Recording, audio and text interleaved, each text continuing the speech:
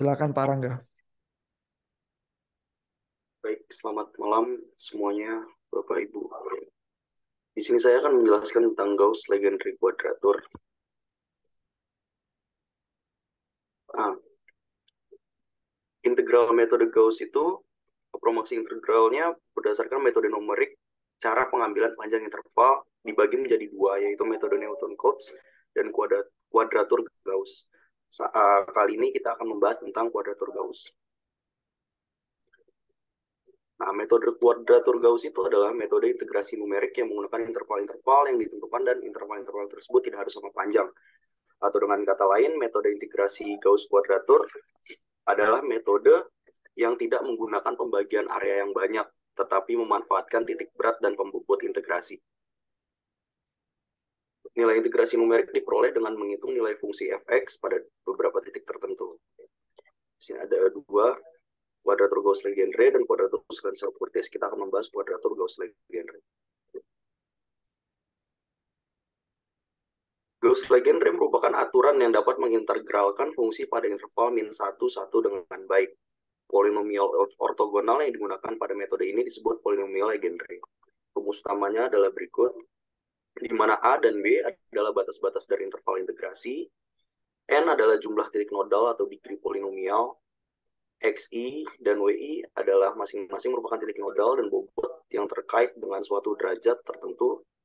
Fx adalah fungsi yang akan ditergralkan. Titik nodal dan bobot dalam metode ini didapatkan melalui pembangkitan menggunakan polinomial Legendre. Setelah titik-titik tersebut ditemukan, nilai integral dapat dihitung dengan cara menjumlahkan produk dari fungsi fx dengan tiap-tiap bobot. Rumus dasar ini kemudian digunakan untuk menghitung solusi dari persamaan integrasi tertentu secara numeris. Sebagai banyak titik nodal atau derajat polinomial yang digunakan, semakin akurat hasil mengintegralkannya. Ini formula kuadratur Gauss, di mana C1 dan C2 adalah panjang interval yang akan ditentukannya, kalau X1 dan X2 adalah titiknya. Kita lanjut buat yang ketiga, ini ada contoh. Ini contoh yang nyatain persamaan integral fx dari x min 1 sama dengan min 1 hingga x sama dengan 1. Metode Gauss ini menghampiri nilai integral dengan dua buah titik x1 dan x2. Sedemikian sehingga luas daerah yang dilaksir dapat dinyatakan dengan Q2 sama dengan integral 1 min 1 fx dx sama dengan C1f 1 tambah C2 fx2. Jadi hasilnya nanti akan sesuai dengan panjangnya. Dengan C1 dan C2, X1 dan X2 adalah sembarang nilai yang dapat mewakili itu. Lalu kita masuk ke Gauss-Legendre-nya dengan asumsi formula kuadratur Qn dalam kurung F. Ini kan hasil eksak.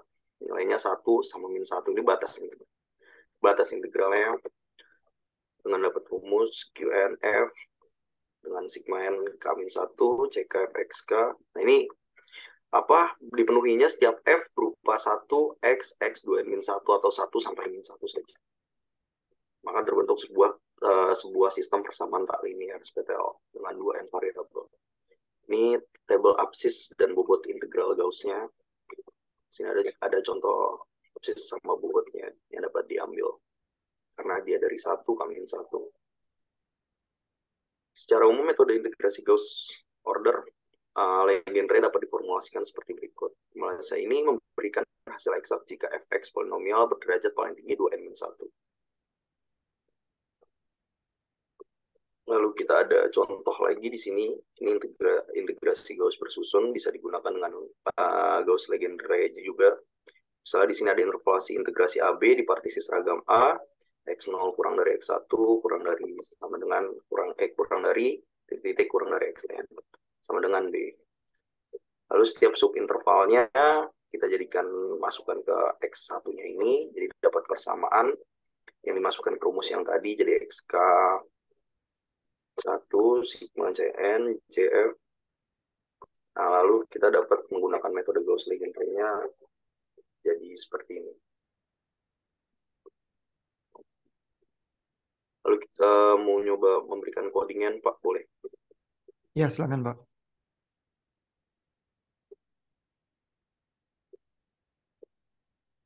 Ini contoh Gauss-Legendre coding yang saya buat.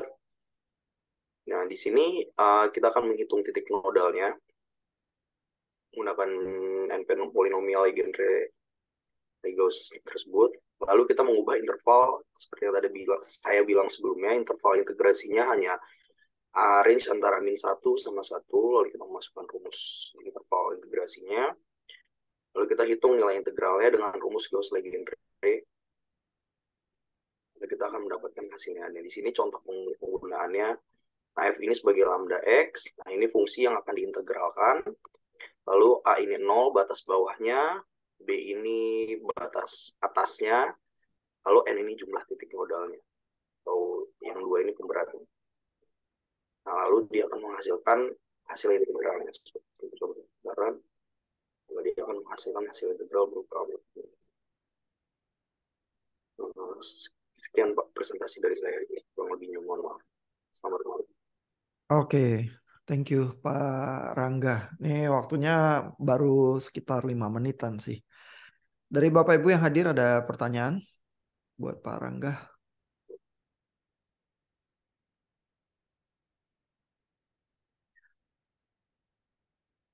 Iya, jadi mungkin Pak Rangga waktu pembacaan atau persiapan ya, Gauss-Legendre termasuk apa metode yang cukup canggih ya. Keuntungannya apa Pak yang ditangkap Pak dari metode ini Pak? Misalnya dibanding yang lebih sederhana tuh trapezoid atau Simpson, itu kehebatannya Gauss-Legendre apa Pak? Kalau dari Gauss-Legendre sendiri, Pak, dia ada beberapa kelebihan dan kekurangannya. Kelebihannya, dia bisa memberikan hasil yang lebih akurat dibandingkan dengan beberapa jenis metode numeris lainnya, Mm-mm. seperti metode trapesium atau Simpson menurut saya. Kedua, kelebihannya adalah dapat digunakan untuk menghitung integral tunggal sederhana. Dia lebih cepat untuk menghitung integral tunggal sederhana dalam domainnya itu persegi panjang atau lingkaran. Dan yang terakhir, mudah juga untuk diimplementasikan pada komputer menggunakan algoritma tertentu gitu, Pak. Oh iya, iya. Kalau kekurangannya, yang saya baca sih Pak di buku itu, kekurangannya itu ada ketergantungan jumlah titik nodal, Pak, atau degree polinomialnya terhadap akurasi perhitungan. Terkadang tuh pemilihan jumlah nodalnya itu harus sesuai agar tidak jadi apa bahasanya overfitting ya Pak, overfitting atau jadi menyebabkan kesalahan perhitungan gitu. Lalu yang kedua, ada kekurangannya itu tidak efektif jika ingin menghitung integral dalam bentuk Riemann pada domain yang nggak beraturan. Lalu ya menurut saya Gauss-Legendre dapat jadi pertimbangan sih Pak bagi penggunaannya dalam menyelesaikan masalah matematik tertentu, karena ada beberapa yang jika dikerjakan menggunakan Gauss-Legendre bisa lebih cepat gitu Pak dibandingkan metode yang lain sesuai dengan ininya.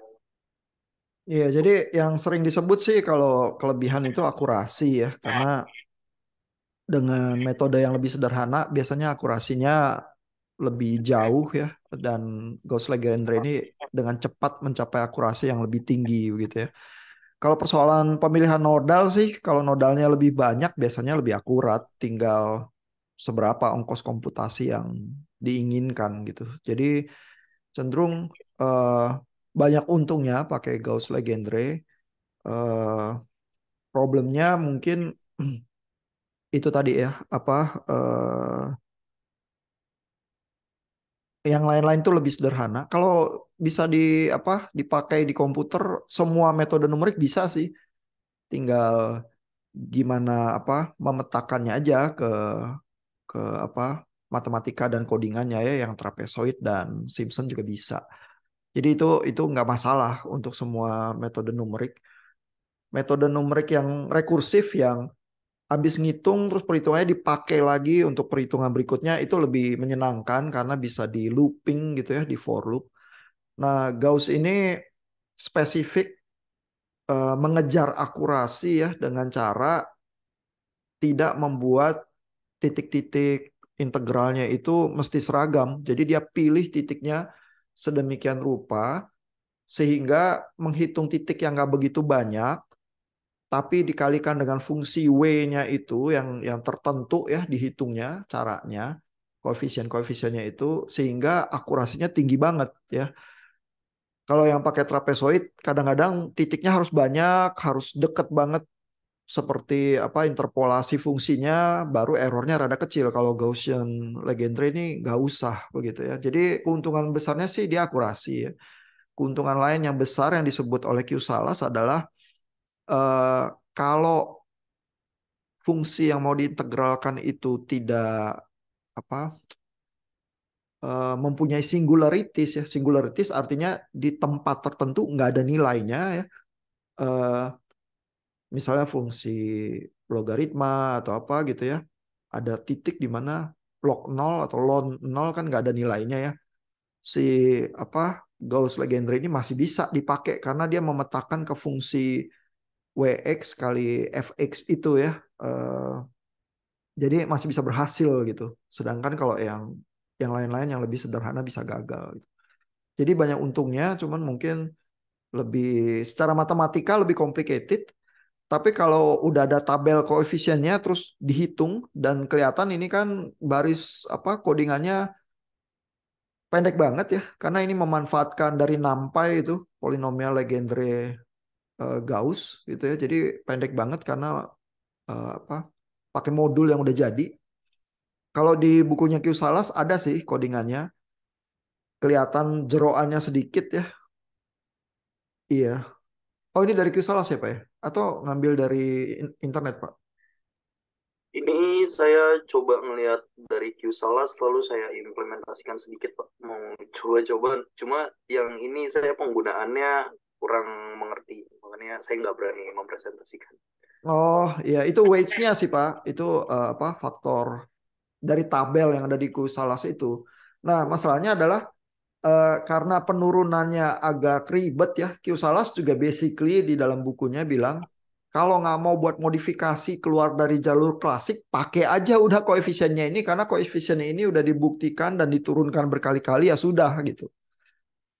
Ya, jadi kerumitannya tersembunyi di begitu banyak riset yang ada di belakangnya sih, sehingga tabelnya ini tinggal dipakai aja dan akurasinya cukup tinggi ya. Yang interesting adalah kalau dibandingkan sama metode yang lain, nanti bisa kelihatan metode yang lain itu eh, agak nggak akurat begitu ya. Berapa angka di belakang koma mendekati jawaban sebenarnya itu bisa dibandingkan sih. Banyak di YouTube itu film-film yang menunjukkan hal itu sih.